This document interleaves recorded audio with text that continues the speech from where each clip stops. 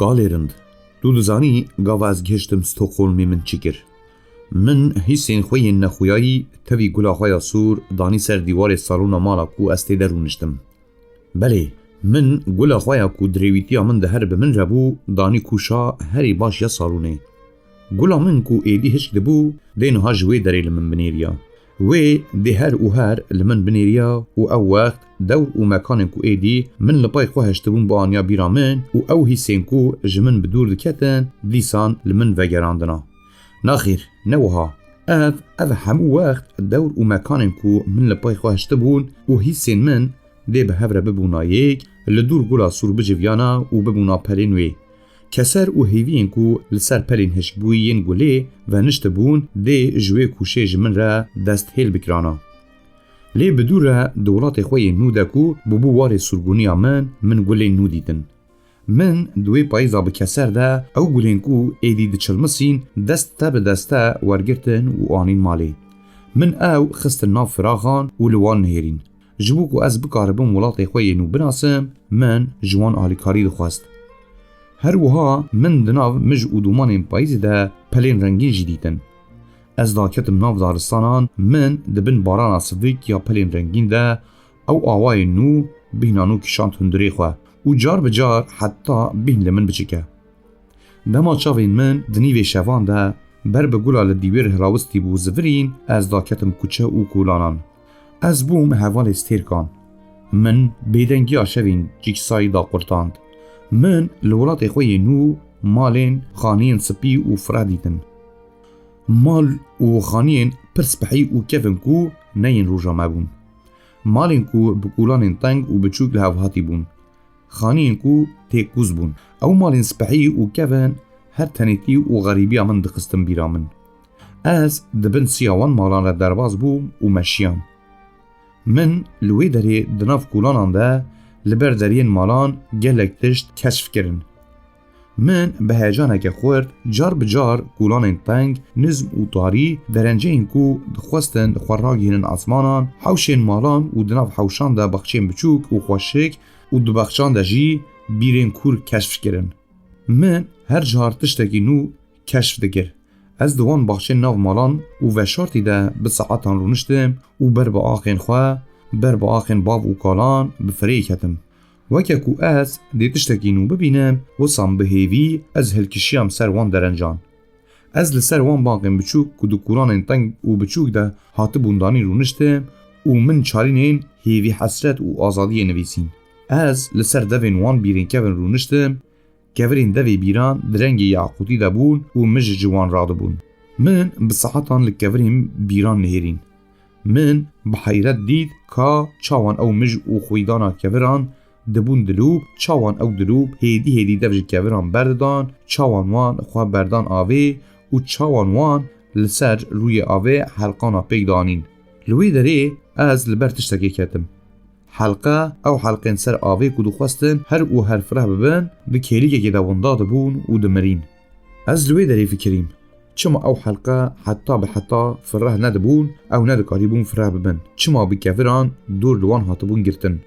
من بچاوین خواه حس و فکرین خواه لسر وان کفرین کفن ین کولانان کو دبرقین نویسین. او کفرین کو اویندارین سیا مالان بون وکه کفرین هورو لحوهاتی ین زاروکاتیا من بون. من افجع عینی وکه کفرین زاروکاتیا خمس دان و لینهیرین. من لوان جهن کو کفر و هیمین خانیان به هفره یک دبون کتابدارین کال ناسین. از لنکوان رو نشتم من لنکوان قهوه و خوار و لکتابین کو دور آلی من گرتبون نهیرین. من لوی داری کتابین پرسپحی و بزمان بیانی هاتبون نویسین دیدن. دگل وی هنده من او زمان ندزانی بون من چند نجوان کتابین سپحی کرین و آنین مال آخواه. من دبن گل آخواه اصور ده رفک خواشیک شکیر و کتاب دانین سر. گاوا من کتاب دانین سر رفه از دیسان خمگین بون. هنگی گاوا من لکتابان نهیرین من پرخواست بله من پرخواست کو بلا کتابه که پرکوین کو بزمان من هاتبو نویسین جی لباوان کتابان هبویا. او جیبو بویا پاردار غریبیا من درین هیسنی ینوان خانین سپی و فره وکرین و داکتم حوشه وان حوش درنگی پایزی دبون. هنگی من خواه پر غریب، پر نچار و پر بیکسی سکر و بوان هیسان و ها ترجی از لحوش مالان رونشتم. من خواست من دلگر بلا اف حوش بشه بن حوشا مالا میا عشیری بلا ببن وکوی. لی ندبو. دنوا بیدنگی حوشان ده نزانم چما از لسر والاهی بدعویتی یعنی بسروبری مرنی فکریم. وی گاوه من هنگی دنجی جه لبرخدانه هیوی و جیان حس کرد. من شعیرین که هیوی دان مروفان خوندن. هر وها دناف دوستیا بیدنگی حوشان ده من جیان خویانو هم بیس کرد. کو من چند لوب جیان نو کو ده به هیجان نو هیوی نو تنیتی نو اوین نو جان نو و تجیب یا و خوارن. من عزمین و دیوارین حوشان هیرین و از به چند دنگان قیریام. هی جان تو بخیر هاتی. دردو کسر هم بخیر هاتن. جیانانو تو بخیر هاتی. هیوی و هیوی تو بخیر هاتی. حوشین وان مالین کفن برنگ زیوین دبرقین. من دستبکا ایواران دلوان حوشان جن جیناسین. جنین دریج پرزر جنین خودی چاوین زریا رو بدن و چرمین وان دستبکا وان ایواران دبرقین. از بوان لبوم هوال من لوان گوهداری کرد. من خواست کو از وان فهم بکم تی بگیم. گاوا تلین وان یندریج گاوا تلین وان یندریج لسر پیانوی گریان من نیزیکی لوان کرن و تلین وان نهیرین. من سری خود هانی سرچونگین وان داک و تلین دریج دناف پوری من داجی بگرن. من لیوین وان ین بگوشت راموسین و هیتین وان ین فرح مستان. از بوم پرداری کیف خواشیا کو دا او چاوین زران را دخویان و من او چاو جی راموسین. از بوان را بیدنگی که کو جپیتین ایگیر هاته بو پیجیام. و تو دزانی من وکیدن شکر. هر چی قاس او تی نگهنجی من جوان را بحثاته کر. من جوان را گود من لسر ریا خوکالا کی ریسپی و عجیبید. از گلک ملق دکه تا او چی کز بو. بله گالیرن من او یک جی گودم. از هاتم ستوکولمی و من دست به جیانا خویا نو کر. جیانا نو یا سرگونیه. او جیانا نو هم بزحمتی و هم جی بتشتی نو و تجیبون. لی اف زحمتی و تشتی نو نبون آستن کو از قالو جبیر بکن. برواجی به تأثیر جواد، کلتور، ادبیات و زمانک نوجی قالو دهشی من دبو تابلو اکاکو جرنگین تیور هاتبو پی. من دولات غریبیه ده دست بکیر و بوی تابلویا رنگین جیام. لی موزایک رنگان نتمام بون. هنک رنگین تابلوی کیم بون. او جیانا قالو یا بسر و اسرار بپرسان و تجیبون. هر وها او تنیتی اویا عجیب جی. قالو جدور و دوران رابردو حزد کرن لیا رابردو یاوی بخوا لپای مج و دومان هم بو. تشتین کو بزحمتی جده ونوی دردکتن پردا مج و دومانی هنک راده کرد. لیبلی بتنه او خاص. اف گاله کور گاله کدن کو پیره دانستاندنا من هبودانی بیرامن. نویسکار گال و کور یه آرژانتینی جورج لویس بورگز یک جوان نویسکارم بو کو من به کیف خواشی دخواند. سی آلین گال کور و نویسکار کور مینا هفبون. گال کور و اویندار رابردو دور و دوران و مکانین کفن بون. بورگز دگورتا چیروکا خواه بورگز و از ده دگود از جساعتین قومی، خریطه و شانین 100 سال هجدان طحما قهوه و پشقانین ستوینسون حزدکم. یعنی جدور و دوران رابردو را اوین، ریز و ریزداری. بورگز دا عینی کورتا چیروکا خواه ده نویسکار بورگزی کو د جیانا روزانه ده دکنیا، دگریا، هیز دکر، دفکری، دپیوی، دا برهف و بحثات دجیتی و بربریان کسکی خودان شخصیت دکر. من وصان هیز کر کو قالو جی خودی شخصیت که وهابو. یعنی لپای شخصیت کو دخویا شخصیت کی ویا و شرط جی هبو. لی شخصیت کی چاوان. قالمری کو لسرگونه لولات غریبی جی بمن ربو دهشی من دبو جمن چه ود شرط. لپای قصین وین بالکش چه هبون. من لولات غریبی بقاسی 2 سالان اف پرس هر جخواه کرد. بله من قالو پشتی 2 سالان جنو ودید. نما از دیزان چون دورین قالو بگومان تشتی یکمین من کر اف بو. من خواست از بزانبم که قالو دجیا. بله قالو ساغ بو. از بویی که پرکی خوش بوم و همه دجیه ده من کارین خویندن بردان آلیگی و از بر بگونده قالو بریکتم. زوستان بو و باران پرد باری بو. جبر وی که گلک دجوار بو کو مروف خواه بگهاندا گوند. بارانه ری با آخره کربو یک. مرov ne bi erebê û ne jî peyatî dikarîbû bûçûya gund. Lê gundiyekî hate hewara min li wî bajarê ku nêzîkî gund bû ji xwe re hevalekî peyda kir. Ew jî dê bûçûya gund. Lê ji me re du bergîr diviyan. Peydakirin û kirêkirina bergîran pir wextê me girt. Lê di dawiya dawîn de me ew peyda kirin û em bi rê ketin. Eger ji gundiyên nik min nebûya ez dê tu carî negihiştima gund. Rê nemabû. Ax heta çûgan bûbû celb û baran bê rawestan dibarî. Me bi hezar zûr û zehmetî ber bi êvarê xwe gihand gund. Gund divê rûja sar û şilûpeya zivistanê de ji her carî bêhtir keser û terkirî dixuya. Gund û dûraliya wî mirî bû û ew dara ku em li bin rûniştibûn niha rût û serqot bû. Dar û şax û çiqirên darê pelweşayî bûn û vê yekî rabeniya gund hîn zêdetir dikir. Tu kes li der û dûra gund nedixuya. Lê ji hinekî banên gund dûman radibû. Bi tenê vê yekî nîşan dida ku gund hê jî jîndar e ew hîn jî dijî. Em rasterast ber bi aliyê darê veçûn. Min xwest ku ez pêşî herim mala şivên pê re bipeyivim. Jê hinek agahdarî werbigirim û dû re jî tevî şivên herim ba karû. Lê şivan ne li mal bû. Deriyê wî vekirî bû. Lê di ûda tarî de tu kes tune bû. Ji ûda kalo deng dihatin. Ez bi vê yekê kêfxweş bûm. Wisan dixuya ku kalo herçî zivistan, sar û pûk bû jî sax bû û li nik wî kes nedin jî hebûn. Min ji gundiyê ku heta wê derê bi min re hatibû re spas kir û jê re got. Ji dengan dixuya ku kalo li mal e. Ji xwe ez jî hatibûm ku wî bibînim. Fermû, were em bi hev re herin hundir. Gundî spas kir û bergîrê min jî da ber xwe û ber bi kûma xaniya çû. Ez jî ber bi aliyê xaniyê kalo çûm. Ez bîskekê li ber deriyê kalo rawestiyam, min xwe da hev û tiştên ku min dê bigotana dan ber hev. Bi dû re min li derî xist û heta dengekî ji hundir got, fermo, ez li ber derî rawestiyam. Gava ez ketim hundir, min dît ku şivan jî li wê derê li nik kalo rûniştiye. Kalo, şivan û du gundiyên ku min qet nedîtibûn li kûşê li dûraliyê mangalekê rûniştibûn. Hemûyan jî bi awayekî şaşbûyî li min nihêrîn, şivan gelek şaş bûbû. Min û şivên bi ken hev û du hembêz kir. Min destê kalû û yên gundiyan jî guvaştin û ez li nik wan rûniştim. Min hê firsat nedîtibû ku ez devê xwe vekim, şivên dest pê kir û got: Tu û ev der, çi bû, çi qewimî? Tu çima divî sar û sermayê de hatî û tu çawan hatî? Min jî hêdî hêdî jê re got: Helbet, mirov bi hêsanî nikare were gundê we. Hûn û tabiat bi hev re bûne yek û dixebitin da ku tu benî adem lingê xwe neavêje van deran. Gundiyekî alîkariya min kir, Xwedê jê razî be.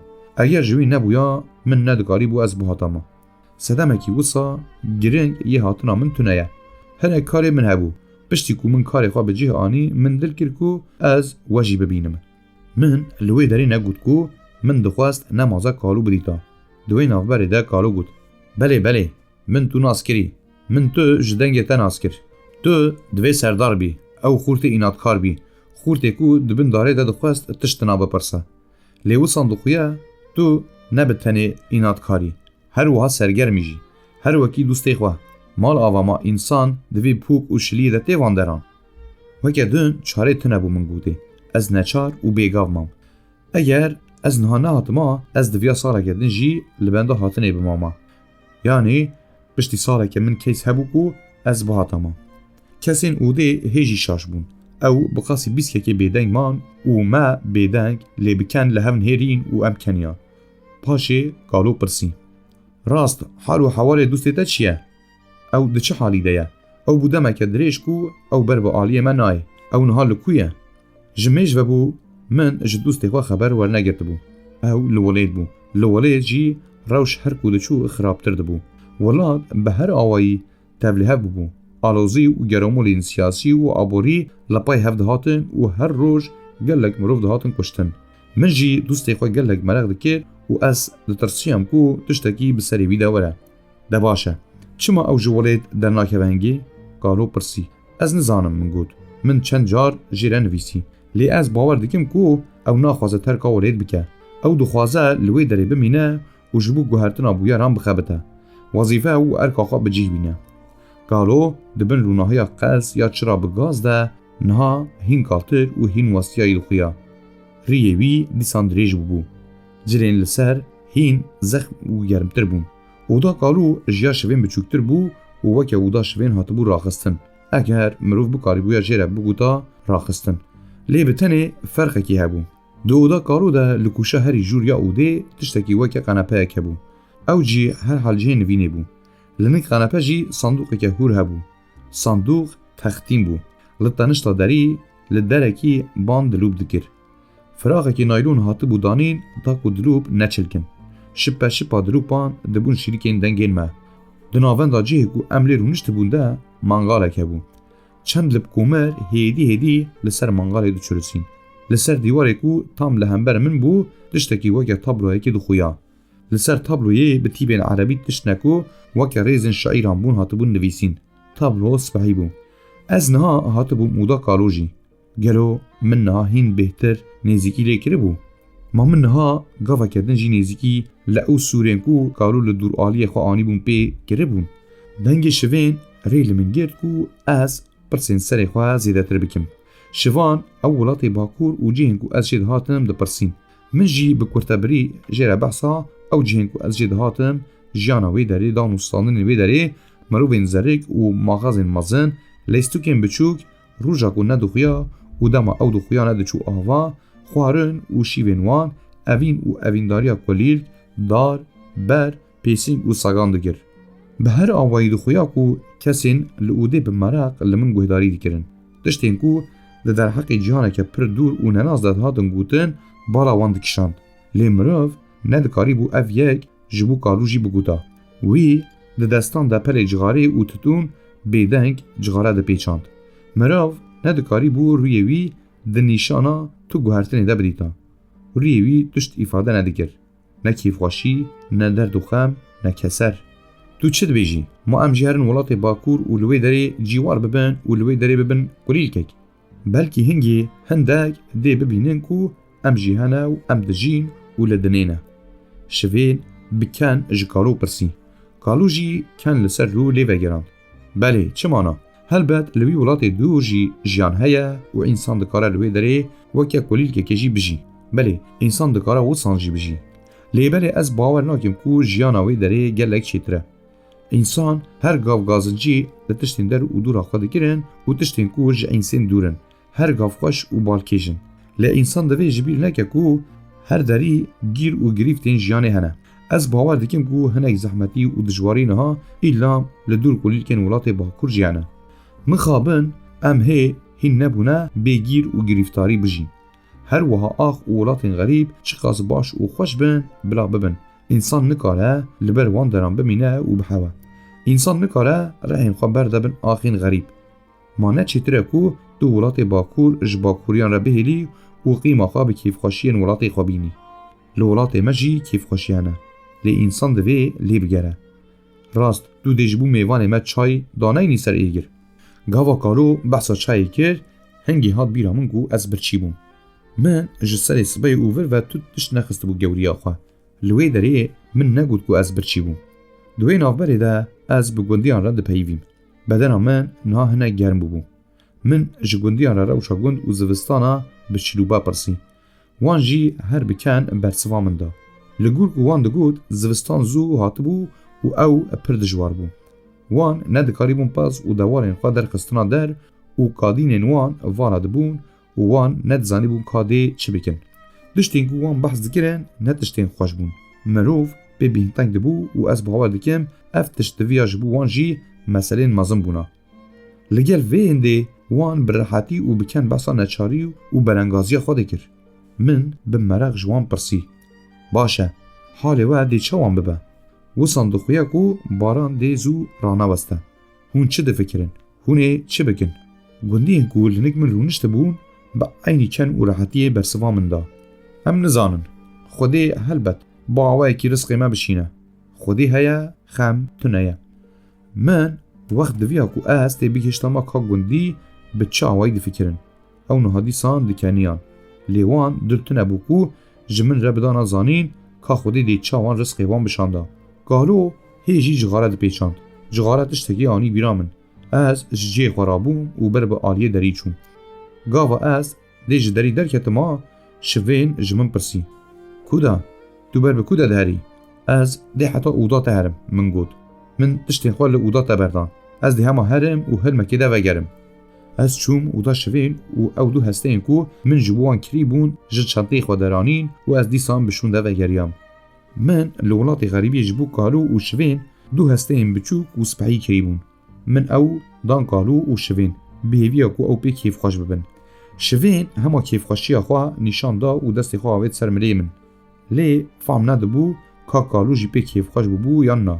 Wî heste wergirt û bi dû re got: Wisan dixuye te ji mêj ve dil hebûye ku tu werî gund. Te çima ev zehmetê xwar û ev tişt ji me re anîn? Tu sax bî. Li ser rûyê kalû kêfxweşî nedixuya. Lê kalû îcar ji cara pêşîn ku min ew dîtibû hîn rihettir dixuya. Hîn bêhtir westkayî lê hîn rihettir. Min vê yekê jê re got: Belê, ez niha çêtir û rihettirim wî got. Eger dilûpên banê jî nebûna ez dê hîn çêtir bûma. Li vê derê ji bo rihetî her tişt heye. Jiyan li vê derê dibin pûşikeke nerm û stûr de lal û bêdeng nivistiye. Ev der bêdeng e. Ne pêjin, ne teq, ne req. Dûraliyê me lal û xamûş e. Îcar wext ji xwe wext li vê derê naherike û tiştên ku wext dînin bîra insên li gundê me wendabûyîne. Em di nav wextê mirî de dijîn. Yanî wext li vê derê miriye. Em jî li heng û şervanên wexta mirîne. Her wiha êdî ez li hêviya melayika mirinê ruhstînim jî. Ez li benda wî me da ku ew were bikeve hembêza min. Lê ew nayê. Ez nizanim ka ew ji min qehiriye yan keys bi dest nayexîne. Belê, rihetiya min aha rihetiyeke wiha ye. Rihetiyeke bêdeng, rihetiyeke di nav wextên mirî de. Wî bi hesteyê xwe dilîst. Heste di nav destên wî de diçû û dihat. Mirov dikarîbû ji vê yekê derxista ku kêfa wî ji heste re hatibû. Yan jî berova ji vê yekê tewr û haya wî ji heste tune bû. Belê, heste di destên wî de diçû dihat, lê hişê wî li derekî din bû. Ew heste di destan de bîskekê bêdeng ma û pişt re hele ji bo xêra dê û bavê xwe van cixarên hanê dayne ser mangalê, dayne ser kûşeke mangalê. Bi dû re jî wekî ku ji nişkê ve hatibe bîra wî ji min pirsî: Rast, ma tu nebirçî? Ez birçî bûm. Ez weke gurekî birçî bûm. Ew niha li ber xwe ketibûn ku gava ez hatim wan ji min nepirsîbûn ka ez birçî bûm. Gundî ji kalû û şivên zêdetir li ber xwe ketibûn. Wan bi giramî li min hêrî û her digotin li me bibûre, li me bibûre. Ez şaşme bûm. Bi baweriya min ev tiştê ha ne ew çend giring bû. Wan hay jê nebû ku ez duê baran û pûkê de bihatama û min dê li deriyê wan bixista. Ew gelek şaşme bûn û duê şaşbûnê de wan ji bîr kiribû ku ji min bipirsin ka ez birçî bûm. Min bi xwe jî di nav xeberdana germ de ev yek ji bîr kiribû. Gava min vê yekê ji wan re got gundiyan hema dengê xwe bilind kir. Gundiyê nik min dîzan bi dengekî kesertîcî got: Mal neşewitiyo, ma qet wiha dibe, ma mirov mêvanê xwe naezmîne. Tu divê cerb û şirûpê de heta vê derê hatiyî, lê em bîr nabin ku ji te bipirsin ka tu birçî yan jî na. Ma wiha dibe. Piştî ku wî xeberdana xwe qedand, ew û şivan bi hev re ji ûdê derketin. Ez şermezar bûm. Bi baweriya min nehewce bû ku mirov li ser tiştekî wiha hûr bi vî awayî qîreqîr bikira. Bîna min jî teng bibû. Lê belê wisan dixuye ku kalû bi vê yekê kêfxweş bibû. Ji lew re ew dikeniya. Ew ji alîkê de dikeniya û ji alîkê jî cixare dikişand û çay vedixwar. Baş dixuya ku kêfa wî ji cixarê re dihat. Wî bi best cixare dikişand.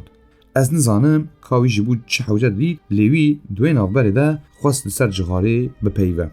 Heye ku tu niha mereq dikî ka ez çima cixaran datînim ser mangalê. Wan hişkbûyîn divê. İnsan divê tutuna pêçandî hişk bike. Hingê ew tutuna li ser êgir hişkbûyî rehettir û xweştir tê kişandin. Dema tutun tê birîn û hûrhûrkirin hingê insan pir av didiye.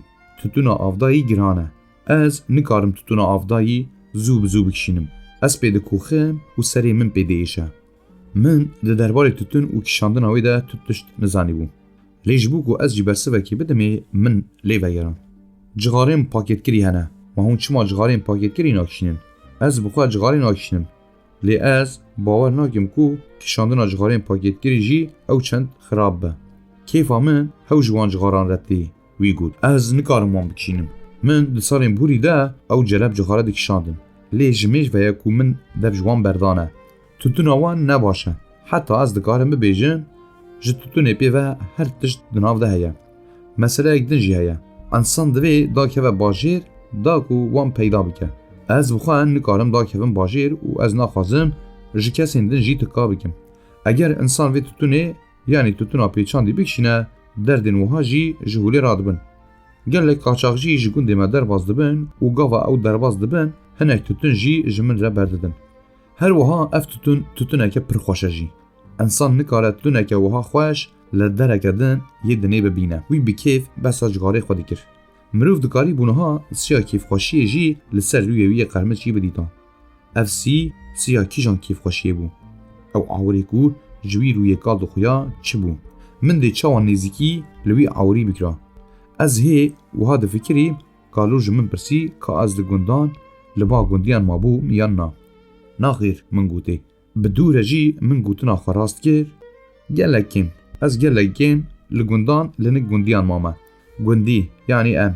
Em însanên cihetin wî got. Em di nav tabiatê de ne. Têkiliya me bi tabiatê re pir xurt e. Heye ku ji ber vê yekê be, em li gûr daxwaziya dilê xwe radibin û rûdinin. Em her tiştî rindî, xirabî, dostî, dijminî, evînî û evîndariyê. Her tiştî li gûr ku em hîn bûne, li gûr ku em pê dizanin dibêjin, dijîn û li ser dipeyivin. Pîvanên me jî li gûr me ne. Ez nabêjim ku yên me jiyên komîk û civatên din çêtirin yan jî xirabtirin. Lê pîvanên me li gûr me û civata me ne û em li gûr wan radibin û rûdinin. Mêvan bûn, mêvan ezimandin, xwedan mêvanî ji bo me tiştên pir û pir muhîm in. Em gelek ehmiyetê didin vê tiştê. Tu dizanî, li ser vê yekê gelek stran û destanên me jî hene. Ew stran û destanên ku behsa mîr û serek eşîrên mêvan perwer dikin. Mîr û serek eşîr ji bo ku mêvanên xwe nedin destê dijmin, xwe didin kuştin. Xeberdana kalû, stran û destan anîn bîra min. Ev yekayek ji wan sedeman bû ku ez li wê derê bûm. Xeberdana kalû dîsa weke her carî balkêj bû. Lê min xeberdana wî birî û jê re got. Li min bibûre. Behsa stran û destanan bû. Ez jî dixwazim ev stran, destan û çîrokên kevin berhev bikim. Ez bawer dikim ku ev yeka ji bo me ji bo nifşên nû erkeke esasî ye. Eger hûn bikaribin alîkariya min bikin, ez dixwazim vê wazîfa xwe bi cih bînim. Ew heyîrî mabû û wî got tiştên kevin. Belê wisan dixuye ku best li tiştên kevin rabûye. Na nexirab e. Paşê jî ew bîskeyîz keniya û serê xwe hejand û dîsa got. Ew tiştên ku tu behs dikî ew çende pirin ku xebateke wiha dikare çend umr ta bike. Ez bawer nakim ku tu bikaribî bi ser bikevî. Mebesta min ne xebateke wisan pir mezin, fireh û kûr e. Ji xwe ez vê yekê nikarim bibim serî. Ez nikarim ji bin barekî wiha rabim. Ez dixwazim bi qasî hêz û qewata min dest bide vê xebatê bikim. Eger mirov bikaribe gavek jî ber bi pêş ve biavêje, dîzan baş e. Ez bi xwe dê pê kêfxweş bibim. De baş e wî got. Min bi tenê xwest ku tu hayî bî ka çi dijwarî li ber te ne. Dema hûn du û du sê tecara pêşîn li vê derê bûn, min ji xeberdana te fêm kir ku tu insanekî înatkarî. Ji bo înatkariyê tu divê ji min tu alîkarî nepêyî. Ji lewre tiştê ku ez bikaribim bikim yan jî bidim te tune. Di vê warê de tu bi qîma xwe yî. Lê li ser stran û destan û çîrokan tiştên ku em bikaribin bi hev re bikin hene. Ez dê alîkariya te bikim. Madem tu di vê qiyametê de heta vê derê hatî, me divê ku em alîkariya te bikin.